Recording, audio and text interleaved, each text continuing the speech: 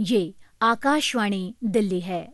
वार्ताओं के अखिल भारतीय कार्यक्रम में चर्चित चेहरे क्रम के अंतर्गत लीजिए सुनिए समाज सेविका पद्मश्री डॉक्टर नीरू कुमार से भेंट। आपसे भेंट कर रही हैं पत्रकार रमा पांडे। मैं स्वागत करना चाहूंगी पद्मश्री डॉक्टर नीरू कुमार जी का।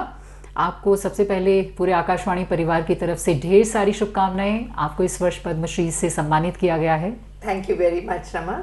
और मैं अपने श्रोताओं को बताना चाहूंगी कि ये पुरस्कार आपको डाइवर्सिटी एंड इंक्लूजन यानी विविधता और समावेशन में किए गए उत्कृष्ट कार्यों के लिए दिया गया है। हाँ जी नीरू जी, सबसे पहले तो मैं यही जानना चाहूंगी कि डाइवर्सिटी एंड इंक्लूजन यानी विविधता और समावेशन है क्या? सिंपल शब्दों में डाइवर्सिटी का मतलब है भिन्न भिन्न तरह के अलग अलग तरह के लोग।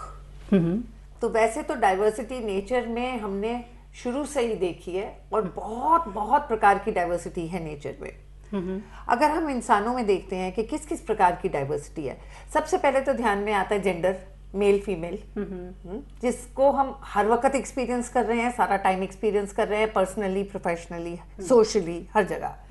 पर उसके अलावा और बहुत तरह की डाइवर्सिटी है जिसके ऊपर हमें ध्यान देना चाहिए और इट्स इम्पॉर्टेंट कि हम उसे सोशल नज़रिए से, ऑर्गेनाइजेशनल नज़रिए से उसको पहचानें। फॉर एग्जाम्पल, अगर हम एबिलिटी की बात करते हैं, जो दिव्यांग लोग हैं वो भी एक तरह की डाइवर्सिटी है। सेक्सुअल ओरिएंटेशन मतलब LGBTQ+, वो भी एक तरह की डाइवर्सिटी है। इनफैक्ट एज, उम्र भी एक तरह की डाइवर्सिटी है, क्योंकि आज हम देख रहे हैं कि हर जगह में काम करने के लिए युवा, बहुत यंग लोग और सीनियर लोग मिलके काम कर रहे हैं। उसमें भी वो डिफरेंस समझना कि कौन सा ग्रुप क्या स्ट्रेंथ ला रहा है, ये बहुत ज़रूरी हो जाता है। उसके अलावा ये सब लोग जो भिन्न भिन्न तरह के हैं, उन्हें क्या एक रिस्पेक्ट मिल रही है, क्या उनके अलग टैलेंट्स को पहचाना जा रहा है और उनको लेवरेज किया जा रहा है, इसको हम इंक्लूजन कहते हैं। कि किसी भी तरह की मार्जिनलाइजेशन ना हो, डिस्क्रिमिनेशन ना हो, जहां एक ग्रुप को प्रेफरेंस दी जाती है दूसरे ग्रुप की जगह पे। तो वो चीज़ों को एक सिस्टमिकली समझना कि समाज में, सोसाइटी में, एजुकेशनल इंस्टीट्यूट्स में, गवर्नमेंट इंस्टीट्यूट्स में, पब्लिक सेक्टर में और कॉर्पोरेट ऑर्गेनाइजेशंस में कहाँ हर जगह उन्हें वो इक्वल दर्जा दिया जा रहा है या नहीं। और मैं अगर आपका पूरा मैं प्रोफाइल देखूं तो मुझे तो यहाँ विविधता नजर आती है। 25 वर्षों तक आप केंद्रीय सरकार स्वास्थ्य योजना में काफ़ी वरिष्ठ पद पर रहीं और फिर आपने उस पद से VRS ले लिया। फिर आप विविधता और समावेशन के क्षेत्र में आई। बहुत अच्छा काम किया है आपने चिकित्सा के क्षेत्र में, अगर हम पीछे की तरफ देखें। फिर वो कौन सी सोच थी, कहाँ से शुरुआत हुई कि मुझे सामाजिक कार्यों की तरफ जाना है? दो मेन रीजन रहे। एक तो शायद शुरू से ही मुझे ऐसा लगा कि मेडिकल साइंस जो है वो पूरी तरह से कंप्लीट नहीं है। जब हम एक इंसान को ट्रीट करते हैं तो शायद हम उसके बॉडी के एक ही हिस्से को ट्रीट करते हैं और पूरे इंडिविजुअल को, डॉक्टर्स भी, हम पूरी तरह से उसको समझते नहीं हैं और वो कंसिडरेशन में नहीं लेते कि माइंड बॉडी जो कनेक्शन है वो बहुत बड़ा कनेक्शन है, कि हमारा हर सोच, हमारी हर विचार, हमारी हर इमोशन जो है वो हमारे शरीर पे कितना प्रभाव करती है। तो वहाँ से मेरी एक प्यास शुरू हुई to understand human experience psychological point of view से, स्पिरिचुअल पॉइंट ऑफ व्यू से। और मैंने बहुत सी इसमें रिसर्च और पढ़ाई शुरू कर दी अपनी CGHS की जॉब के साथ साथ। तो जैसे कि मैं रेखी में गई, फिर मैं NLP में गई, न्यूरो लिंग्विस्टिक प्रोग्रामिंग, फिर मैं हिप्नोसिस में गई और हिप्नोसिस की टीचर बन गई। ये सारी चीज़ों में मैंने सर्टिफिकेशंस अपनी CGHS की जॉब के साथ साथ की, सिर्फ इसलिए कि मुझे बहुत डीप इंटरेस्ट आ रहा था इन सब चीज़ों में। और फिर उसके बाद दूसरा कारण ये रहा कि मुझे खुद ही बचपन से पोलियो है, आई हैव अ डिसेबिलिटी, और उसके कारण मुझे एक बहुत बड़ी मोटिवेशन थी कि हर इंसान को वो रिस्पेक्ट मिलनी चाहिए, इंक्लूजन मिलनी चाहिए, और अगर उसको कोई डिफरेंट, यूनिक सपोर्ट चाहिए तो वो उसकी अपनी एक इंडिविजुअल स्ट्रगल नहीं है, सोसाइटी और इन्वायरमेंट का सपोर्ट बहुत ज़रूरी है। सो शायद मैं अपने बड़े होने के सालों में मुझे वो नहीं मिला था, तो एक बड़ी क्रेविंग थी कि अगर खुद को नहीं मिला तो मैं खुद एक एम्बेसडर बनूं इस चीज़ की। मेरे फादर कहा करते थे कि तुमने खुद इतना कुछ एक्सपीरियंस कर लिया कि तुम्हें इस चीज़ के ऊपर हॉस्पिटल खोलना चाहिए। मुझे उससे आगे कुछ करने का पैशन था कि नहीं सिर्फ हॉस्पिटल नहीं, फिर वो वहीं आ जाएंगे हम कि एक सिर्फ एक शरीर के हिस्से को हम ट्रीट कर रहे हैं। तो वो इंक्लूजन जहाँ हर आदमी की रिस्पेक्ट इतनी महत्वपूर्ण है कि उसकी रिस्पेक्ट दूसरे इंसान की रिस्पेक्ट बन जाए, मेरा एजेंडा बन जाए, किसी और की रिस्पेक्ट मेरा एजेंडा है। सो बचपन में बहुत छोटी उम्र में मुझे ऐसे लगता था, जब घर में हेल्पर्स होते थे तो मुझे ऐसा फील होता था कि ये ज़मीन पे क्यों सो रहा है और हम बेड पे क्यों सो रहे हैं। और मैं अपनी मदर को ये बहुत क्वेश्चन करती थी शुरू से। तो आई थिंक कहीं ना कहीं शायद ये पर्पस मेरी लाइफ का रहा होगा। लेकिन कई बार देखा गया है कि जो हम कहते हैं हमें इंस्पिरेशन या हमें जो प्रेरणा है किसी से मिलती है, आपके केस में मैं देख रही हूँ कि आपने खुद अपने से प्रेरणा ली और आपके पिता का जो सहयोग था, सपोर्ट था, वो काफ़ी बड़ा रहा, वो आपको मिला। फादर जो थे वो मैं कह सकती हूँ कॉन्फिडेंटली कि उनकी सोच ना बहुत बहुत आगे की थी। मतलब जब मैं NLP और हिप्नोसिस की बात करती हूँ, जो एक अंडरस्टैंडिंग है हमारे अनकॉन्शियस माइंड की, उस टाइम पे वो ये सब्जेक्ट्स तो बहुत अजीब माने जाते थे, इवन टैबू माने जाते थे, पर वो तब उस बारे में पढ़ाई करते थे और रिसर्च करते थे। तो मैं अक्सर अपने स्टूडेंट्स को ये कहती हूँ कि मैंने ये अभी कोर्सेज करके नहीं सीखा है, मैंने तो बचपन से ये चीज़ें सुनी है और सीखा है। और उस समय बहुत कम लोग थे जो इन चीज़ों के बारे में जानते थे। मुझे लगता है कि यही एक अपने अंदर जो प्रेरणा होती है, कुछ कर गुजरने का जज्बा होता है। देश का शायद ही कोई हिस्सा हो, कोई राज्य हो जहाँ आप नहीं गई हों, और रोहा, उत्कल जैसे कई दूर दराज के इलाके हैं जहाँ पर आप गई, आपने काम किया, लेकिन वहाँ जाना, लोगों को समझाना कि मैं किस कार्य के लिए आई हूँ, लड़कियों को आगे बढ़ने की प्रेरणा देना मुश्किल नहीं था? या कभी ऐसा लगा कि हाँ शायद लोग विरोध में आ जाएं, जान को खतरा भी हो सकता है? जान को खतरा तो खैर नहीं हुआ, क्योंकि जो ऑर्गेनाइजेशन जिनके मैं थ्रू जाती थी उनकी प्रोटेक्शन बहुत थी और उनकी सेंसिटिविटी बहुत थी। फॉर एग्जाम्पल मैं इन जगहों पे गई हुई हूँ, आदित्य बिरला के हिंडाल्को यूनिट्स में, पेप्सिको के बहुत सारे प्लांट लोकेशंस पे मैं गई हुई हूँ, वेदांता ग्रुप के बहुत सारे प्लांट लोकेशंस पे गई हूँ। और हाँ, मुश्किल तो है, कठिन तो बहुत है, क्योंकि अभी भी हमारे जो रास्ते हैं वो इतने क्लियर नहीं है, पब्लिक टॉयलेट्स जो हैं वो अवेलेबल नहीं है, और वुमेन के लिए बहुत मुश्किल है इतने लंबे लंबे रास्ते, क्योंकि 8-8, 9-9 घंटे की कई बार ड्राइव होती थी और वो भी रास्ते पक्के नहीं होते, और वहाँ थकावट तो बहुत हो जाती है। ये मैं फ़्लाइट के बाद की बात कर रही हूँ कि पहले आप फ्लाइट में जाएं, उसके बाद आप 8-9 घंटे सड़क पे हैं, तो डिफ़िकल्टी बहुत होती थी। मगर और विरोध, जो आपने कहा, विरोध भी बहुत होता था। इट्स इंटरेस्टिंग एक्चुअली, क्योंकि ये प्लांट यूनिट्स में, फैक्ट्रीज़ में एक माइंडसेट था खासकर पुरुषों का कि जो लड़कियां हैं, स्त्रियां हैं, वो फैक्ट्रीज़ के लिए सही नहीं है। क्यों ये कंपनी जो है इस पे इतना जोर डाल रही है कि हमें ज़्यादा लड़कियां चाहिए? तो ये एक सवाल मुझसे सारे आदमी पूछते थे और कहते थे यहाँ पे उनकी जगह बड़ी कठिन है। तब मैं उनसे ये सवाल पूछती थी, क्यों कठिन है? तो वो कहते थे कि इसमें बहुत फोर्स का काम है। मैं कहती थी क्यों? आज आपकी सारी मशीन्स ऑटोमेटेड हैं।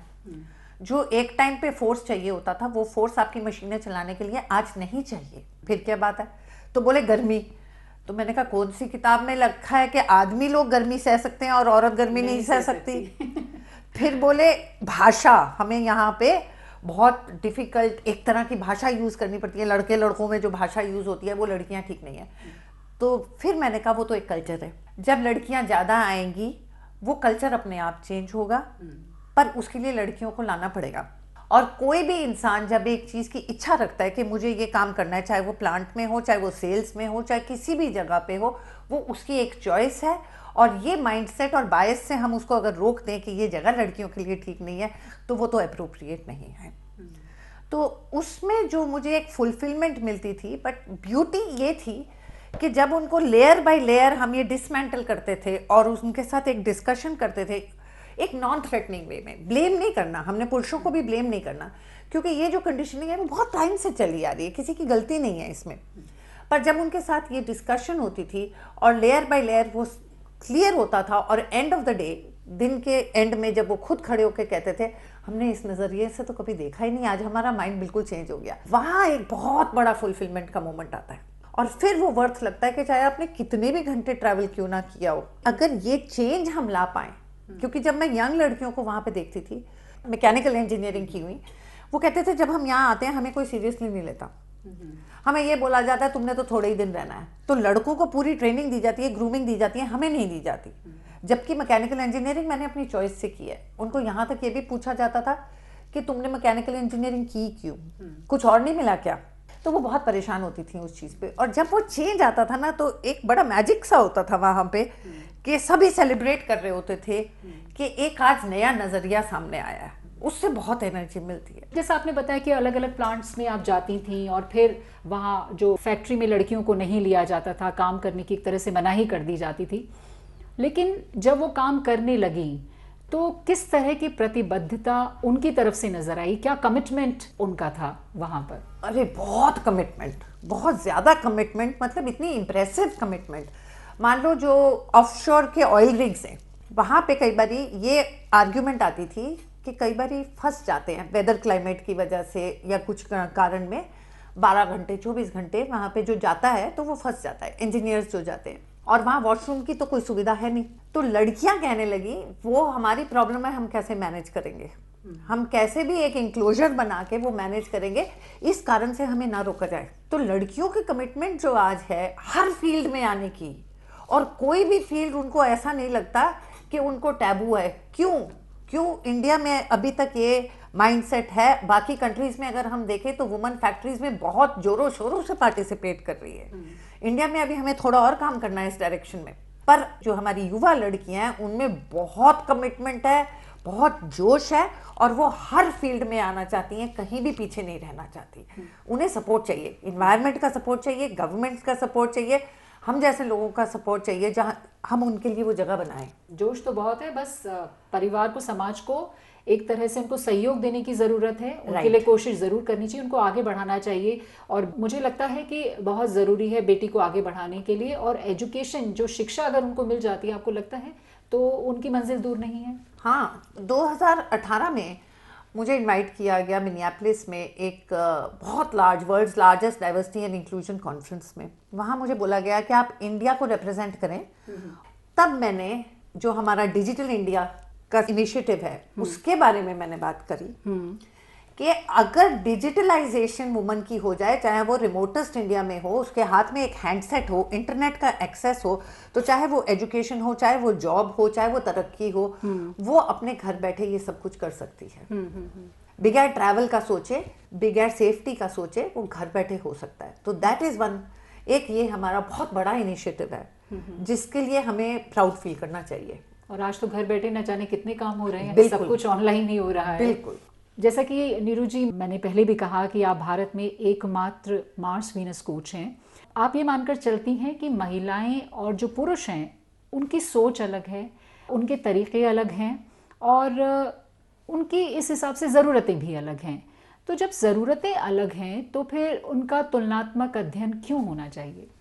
क्या आपको लगता है कि अगर हम ये सोच सब लेकर चलेंगे तो महिलाएं ज़्यादा आगे बढ़ेंगी? हाँ बिल्कुल, क्योंकि एक टेंडेंसी है कि जेंडर के बारे में मत सोचो। जो लोग सोचते हैं कि हम एक फॉरवर्ड थिंकिंग है या हम इंक्लूसिव हैं, तो वो ये बोलते हैं कि मेरे माइंड में जेंडर नहीं आता, मैं सबको इक्वल मानता हूँ या मानती हूँ। और मेरा कहना ये है कि वो भी शायद सही नहीं है। इक्वल बट डिफरेंट, इक्वल तो है मगर जो डिफरेंसेस हैं उनको हम नज़रअंदाज नहीं कर सकते। औरतों की स्ट्रेंथ, पुरुषों की स्ट्रेंथ बिल्कुल अलग है। यहाँ तक ये माना जाता है कि उनकी ब्रेन वायरिंग भी अलग है। दिल और दिमाग कहते हैं ना, अलग है। हाँ, और जब मैं घरेलू एनेक्डोट्स जब मैं अपनी सेशंस में सुनाती हूँ तो लोग मुझे ये पूछते हैं, डॉक्टर नीरू आपने हमारे घर में कोई माइक्रोफोन रखा हुआ है? ये तो मेरे साथ कल शाम को हुआ है। फॉर इंस्टेंस मैं मजाक से ये बोलती हूँ कि औरतों को पिछली सारी बातें याद रहती हैं, कई सालों पुरानी बातें याद रहती है, और हर टेंशन में, हर लड़ाई में वो पूरा खाता बार बार खुल जाता है। उनकी मेमोरी बहुत शार्प है, बहुत शार्प है। तो ये सारी बहुत सारे डिफरेंसेस हैं, उनको डिफरेंसेस को लेवरेज करना चाहिए, रिस्पेक्ट करना चाहिए कि दोनों ग्रुप्स अपनी अपनी अलग अलग स्ट्रेंथ्स ला रहे हैं, इक्वल बट डिफरेंट, और नीड्स भी अलग हैं। मान लो एक वुमन मैटरनिटी भी जा रही है, ये एक अलग नीड हो गई, और उसको, समाज को, सोसाइटी को उसका सपोर्ट देना बहुत जरूरी है। राइट? कितनी मैटरनिटी लीव चाहिए, कितनी चाइल्ड केयर लीव चाहिए, क्रैश चाहिए कि नहीं चाहिए, ये सारी चीजें समझनी जरूरी है। क्योंकि आज भी हमारे देश में प्राइमरी केयर टेकर बच्चों की वुमन ही है, घर की प्राइमरी टेकर, चाहे वो वर्किंग वुमन क्यों ना हो। वो चीजें चेंज हो रही हैं और होनी चाहिए, पर अभी जो रियलिटी है वो ये है कि अभी वुमन ही प्राइमरी केयर टेकर है, तो वो सपोर्ट जो उसको चाहिए उसको हम नज़रअंदाज नहीं कर सकते। आपने कहा कि जो महिलाएं, उनकी ब्रेन वायरिंग ही बिल्कुल अलग तरीके की है, लेकिन मुझे लगता है समाज में जो एक सोच है, कई बार मैं देखती हूँ कि लोग कहते हैं कि अरे हमारी बेटी तो बेटे से भी बड़ी है, या हमारी बेटी तो बेटे जैसी है। क्यों बेटे के साथ उसका तुलनात्मक अध्ययन करना है? क्या जरूरत है? उसकी अपनी एक इंडिविजुअल पर्सनैलिटी है, उसका अपना व्यक्तित्व है, क्यों ना उसके साथ वो आगे बढ़े? ये तो एक बहुत शर्म वाली बात है मेरे ख्याल, और इसको हम डाइवर्सिटी एंड इंक्लूजन की लैंग्वेज में मिनिमलाइजेशन कहते हैं, कि जो आपकी अपनी आइडेंटिटी है आप उसको तो बिल्कुल मिनिमाइज कर रहे हो और बोलो तुम तो हमारे जैसी हो।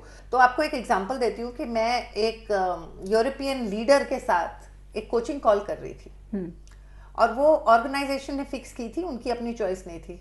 कॉल के बाद मुझे कहते हैं ये तो बहुत ही बढ़िया कॉल थी, मुझे बहुत फायदा हुआ था, मैंने एक्सपेक्ट नहीं किया था। अच्छा। क्यों? क्योंकि मैं एक वुमन हूँ और मैं एक इंडियन वुमन हूँ। तो उनके माइंड में ये आया कि ये मुझे क्या बताएंगी, तो वो अपनी तरफ से मुझे कॉम्प्लीमेंट दे रहे थे कि बहुत बढ़िया कॉल हुई, मैंने एक्सपेक्ट नहीं किया था, पर वो कॉम्प्लीमेंट नहीं है। इसी तरीके से जब हम लड़की को बोलते हैं तुम तो बेटे जैसी हो, वो अपनी तरफ से कॉम्प्लीमेंट दे रहे हैं, पर वो कॉम्प्लीमेंट नहीं है। बेटी है और बेटी की तरह उसमें इतनी स्ट्रेंथ है, वो अपनी यूनिक आइडेंटिटी है। मुझे लगता है कि जो भागीदारी एक महिला की समाज के प्रति है, पुरुष की समाज के प्रति है, वो भी समय समय पर बदलनी जरूरी है। तो वो चेंज थोड़ा थोड़ा हो रहा है, क्योंकि जो नई जनरेशन आ रही है वो अब विलिंग है कि घर के कामों में भी पार्टिसिपेट करे। शुरू शुरू में मुझसे ये पूछा जाता था, और जब आपने विरोध की बात की इसी तरीके से पूछा जाता था, आप इतना प्रोपोगेट कर रही हैं कि महिलाओं को वर्क फील्ड में आना चाहिए, तो बच्चे क्या हवा में उड़ेंगे, ऐसे पूछा जाता था मुझसे। तो उस टाइम पे मैं ये कहती थी कि भाई आदमी लोग इक्वली कंट्रीब्यूट करें घर पे, और वुमन कंट्रीब्यूट करे वर्क प्लेस में, ताकि घर की इकोनॉमी, कंट्री की इकोनॉमी में फर्क पड़े। चंदा कोचर ने ये कहा था कि वुमन कंट्रीब्यूटिंग वर्क प्लेस में सिर्फ उनके अपने लिए नहीं है, ये देश की जीडीपी के लिए है। एक इकोनॉमिक बेनिफिट उस परिवार को, उस ऑर्गेनाइजेशन को और कंट्री को है। तो उसके लिए अगर पुरुषों को कंट्रीब्यूट करना पड़े घर पे, तो कोई ये शर्मदायक बात तो है नहीं। ये तो मेरे ख्याल एक प्राउड होने वाली बात है। और आज की माएँ मेरे ख्याल अपने बेटों को उस तरीके से बड़ा कर रही हैं कि बेटे इस बात पे झिझकते नहीं हैं, शर्माते नहीं हैं कि वो अपनी वाइफ के साथ इक्वल कंट्रीब्यूशन घर पे कर रहे हैं। यानी जो भागीदारी परिवर्तन की मैं बात कर रही हूँ वो दस्तक दे चुकी है। दस्तक ही दिया है वैसे, दस्तक दे चुकी है। पूरी तरह से अभी समय लगेगा परिवर्तन में। टाइम लगेगा। विविधता और समावेशन के अंतर्गत आप महिला पुरुष दोनों के लिए कार्यशालाओं का आयोजन करती हैं। किस तरह से डिजाइन करती हैं इन वर्कशॉप्स को? और महिला पुरुष दोनों की बात कर रही हूँ मैं, किस तरह के बदलाव उनमें आप देखती हैं? इस वर्कशॉप को ना हम जेंडर सेंसिटाइजेशन नहीं कहते, जेंडर इंटेलिजेंस कहते हैं। क्योंकि जैसे ही हम वर्ड शुरू करते हैं ना जेंडर सेंसिटाइजेशन, तो ऐसे लगता है कि हम सारे पुरुषों को कह रहे हैं कि आपने अभी तक गलत किया और अब आप सुधर जाओ, और अब आप फीमेल्स को अकोमोडेट करना शुरू करो। जब आप वहां से शुरू करेंगे ना, तो शायद पॉलिटिकली करेक्ट, डिप्लोमेटिक होके लोग चुपचाप सुन लेंगे, पर अंदर से वो बदलाव नहीं आएगा। क्या वाकई में सॉफ्ट तरीके से यही पूछने की कोशिश की जाती है पुरुषों से? नहीं, हम ये कहते हैं कि दोनों को एक दूसरे को समझना है कि डिफरेंसेस हैं। नेचर ने, सृष्टि ने उनको अलग अलग बनाया है, इसलिए हम उसको जेंडर इंटेलिजेंस कहते हैं। कि ये चीज महिलाओं को भी समझना बहुत जरूरी है कि नेचर ने पुरुषों को कैसे अलग बनाया है। जब ये साइंस आ जाती है ना, आई थिंक वहां पे एक दूसरे के लिए म्यूचुअल रिस्पेक्ट जो वर्क प्लेस में भी दिखती है और घरेलू रिलेशनशिप्स में भी आ जाती है। वो रिस्पेक्ट, मुझे लोग 7-8 साल बाद मिलते हैं, कभी एयरपोर्ट पे, कभी प्लेन पे, और बोलते हैं कि आपने 8 साल पहले मैंने आपके साथ वर्कशॉप की थी, मेरी पर्सनल लाइफ, मेरी अपनी रिलेशनशिप, मेरी वर्क प्लेस रिलेशनशिप इतनी ज्यादा बदल गई है। तो अगर हम किसी को ब्लेम किए बगैर, देखो अगर पुरुषों का भी एक माइंडसेट है, कंडीशनिंग है, तो वो पैदा तो नहीं हुए थे उस कंडीशनिंग से, वो समाज नहीं करी ना वो कंडीशनिंग, तो उनको ब्लेम नहीं करा जा सकता। उनको एक क्रिएटिव और अंडरस्टैंडिंग वे से जब उनको एक नजरिया दिखाया जाता है, तो मेरे ख्याल वो अच्छाई सब इंसानों के अंदर होती है कि अगर हम उस तरीके से उनको दिखाएंगे तो वो देखने को तैयार है। लैंगिक समानता यानी जेंडर इक्वालिटी के बारे में बात करें तो हम काफ़ी पीछे हैं। इससे ना केवल महिलाएं, पुरुष और समाज सभी प्रभावित होते हैं, उन पर भी फर्क तो पड़ता ही है। आपको लगता है कि इस विषय पर चर्चा स्कूल कॉलेज से शुरू हो जानी चाहिए? बिल्कुल शुरू हो जानी चाहिए। ये मुझे समझ में नहीं आ रही कि अभी तक ये स्कूल कॉलेज में क्यों नहीं शुरू करी, कि मेल फीमेल में डिफरेंसेस क्या हैं, उनकी इंटरेक्शंस कैसे की जाएं, उनकी नीड्स क्या हैं डिफरेंट, कैसे वो एक दूसरे के साथ हारमोनियसली काम कर सकते हैं। ये डाइवर्सिटी का पहलू तो स्कूल कॉलेज में जरूर शुरू करना चाहिए। कुछ कुछ स्कूल कॉलेज अपनी इनिशिएटिव से करते हैं, मुझे भी बुलाते हैं गेस्ट लेक्चर्स के लिए, पर मेरे ख्याल तो ये करिकुलम के अंदर होना चाहिए। काफ़ी कंपनीज में आप जाती हैं, वर्कशॉप्स ऑर्गेनाइज करती हैं। हाँ जी। मतलब मुझे तो ये था कि, या मुझे जैसे कई लोगों की ये सोच रही है कि समस्याएं तो केवल वहाँ हैं जहाँ महिलाएं दूर दराज के इलाके में हैं या अशिक्षित हैं, तो कॉरपोरेट वर्ल्ड या हाई सोसाइटी जो है वहाँ भी समस्याओं की कमी नहीं है। वो बिल्कुल कमी नहीं है। मैं तो आपको ये बोलूंगी कि जितनी आज हमारे देश में सीनियर विमेन सीईओ सिर्फ 9% है, जो कुछ भी नहीं है। सीनियर मैनेजमेंट में आज भी रिप्रेजेंटेशन क्या 18-19% से ज़्यादा नहीं है। ये बड़ी दुख की बात है, क्योंकि अगर हम क्वालिफिकेशंस देखें तो हमारी महिलाएं बहुत क्वालिफाइड है, not only graduate, even post graduate degrees पे, पर ये पढ़ी लिखी महिलाएं घर बैठी हुई हैं। क्यों? क्योंकि जो बायसेस हैं वर्क प्लेस में वो आज भी एक रियलिटी है। उनको वहां जाके जो फेस करना पड़ता है हर लेवल पे, सिर्फ एंट्री लेवल पे नहीं, सीनियर मोस्ट लेवल पे उनको जो फेस करना पड़ता है वो आज भी एक बायस्ड नजरिए से है। डिस्क्रिमिनेशन आज भी है और इसके ऊपर बहुत रिसर्च है। तो जब बहुत सीनियर वुमन को कोच करती हूँ मैं, और वो शायद किसी से भी वो बातें नहीं कर सकती जो अपने एक कोच से कर लेती हैं, और उनकी जब कहानियां सुनने को मिलती हैं तो दिलो दिमाग हिल जाता है कि बहुत कंपटीशन के साथ साथ बहुत सी बायस, जहां उनको स्ट्रगल अकेले ही करना पड़ता है और थकावट हो जाती है वो स्ट्रगल करते हुए। एक चीज मैं आपको बताऊंगी जिसको कहते हैं इम्पोस्टर सिंड्रोम। इम्पोस्टर सिंड्रोम ये होता है कि उस इंसान को ऐसा लगता है कि मेरी जितनी भी सक्सेस है वो तुक्के से हो गई, बाई चांस हो गई, और किसी दिन सबको पता चल जाएगा और मेरा सब कुछ जो आज बना हुआ है वो खत्म हो जाएगा। कुछ लोगों ने इसके बारे में पढ़ा हुआ है, पर रमा मैं इतनी हैरानी की बात कहती हूँ, जिसने बिल्कुल नहीं पढ़ा वो मुझे आके बुक डेफिनेशन देते हैं इम्पोस्टर सिंड्रोम की, और कितने परसेंटेज, कितनी औरतें मुझे आके ये बात कहती हैं, बयान करना बड़ा मुश्किल है कि कैसे ऑलमोस्ट हर औरत के अंदर कभी ना कभी वो इम्पोस्टर सिंड्रोम आता है। ये तो एक क्लियर इंडिकेटर है कि समाज में अभी तक वो इक्वालिटी नहीं आई है, कि जो पिछला इतना बैकलॉग है जहां डिस्क्रिमिनेशन, सामाजिक चीजें जो सही नहीं थी, दहेज से लेके फीमेल न्यूट्रिशन से लेके फीमेल एजुकेशन से लेके, ये जो चीजें रही हैं इतने सालों से, इतनी सेंचुरी से, उसका असर एकदम नहीं जा सकता। वो कॉन्फिडेंस में जो कमी है वो आज भी वो है, और वो इस वजह से है कि पिछला बहुत टाइम को कॉम्पनसेट करना पड़ेगा। इसलिए जब उनको वो सपोर्ट चाहिए, जब ऑर्गेनाइजेशंस को, गवर्नमेंट को, एजुकेशनल इंस्टीट्यूट्स को स्टेप अप करना है, लीडर्स को स्टेप अप करना है वो सपोर्ट देने के लिए, वो बहुत लाजमी है, बहुत ज़रूरी है, ताकि वो हम पिछला जो है हमारी कमी वो पूरी कर सकें। तो महिला सशक्तिकरण की भी बात आप कर रही हैं, सरकारी नीतियों का कितना सहयोग रहता है? क्या जो सरकारी नीतियां बनी हैं महिलाओं के लिए, उससे कुछ बदलाव देखे जा रहे हैं? हाँ, डेफिनेटली, क्योंकि जो गवर्नमेंट सेक्टर में चाइल्ड केयर लीव है, 2 साल चाइल्ड केयर लीव मिलती है महिला को हर बच्चे के लिए, जब तक बच्चा 18 साल का नहीं हो जाता। ये एक बहुत बड़ा इनिशिएटिव है। क्रैश की सुविधाएं, ये एक बहुत बड़ा इनिशिएटिव है। रूरल एरियाज में जितने भी, मैंने डिजिटल इंडिया की बात की, ये सब बहुत बड़े इनिशिएटिव, स्किल इंडिया बहुत बड़ा इनिशिएटिव है। सो सरकार तो बहुत बड़ा रोल प्ले करती है इसमें चेंज लाने में। आप विविधता और समावेशन के क्षेत्र में बहुत काम कर रही हैं, लोगों के पास जाती हैं, पहुंचती हैं, उनकी समस्याएं सुनती हैं, उनका निवारण भी करती हैं। बदलाव तो आप भी देखती हैं? बदलाव मैं देखती हूँ, और मेरी लाइफ का पर्पस यही है। एक शब्द मैं कहती हूँ, एलाइज, मेल एलाइज। एलाइज का मतलब होता है कि जो लोग डोमिनेंट ग्रुप के हैं वो नॉन डोमिनेंट ग्रुप के लोगों की आवाज बने, क्योंकि उनके पास वो पावर है, वो प्रिविलेज है। तो जब वो उनकी आवाज बनते हैं, उनका रास्ता आसान हो जाता है।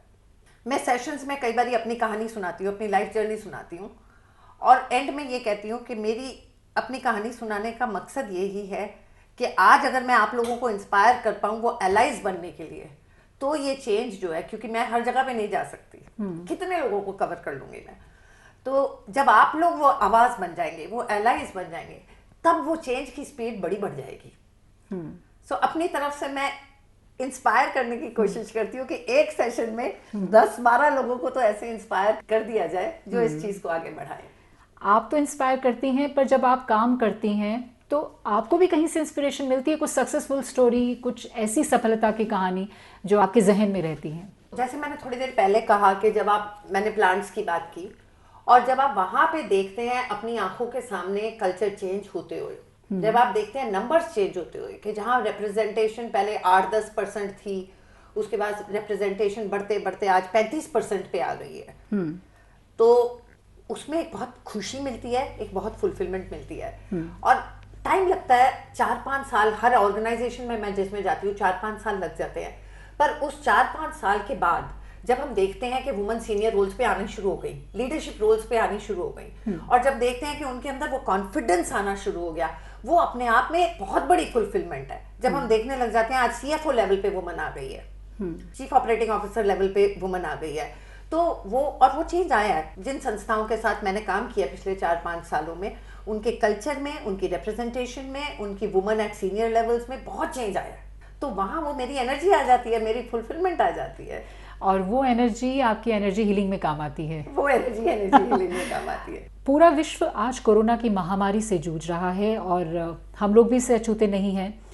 आप कई विधाओं में, चाहे वो रेकी हो, एनर्जी हीलिंग हो, हिप्नोटिज्म या एलोपैथी, आप सब में महारथी हैं।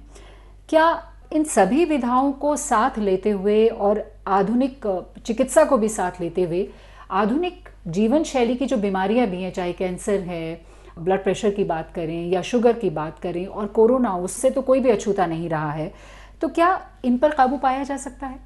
देखो, ये चाहे हम एनर्जी हीलिंग की बात करें, रेकी की बात करें, आयुर्वेदा की बात करें, होम्योपैथी की बात करें, इन सबको कॉम्प्लीमेंट्री मेडिसिन माना जाता है।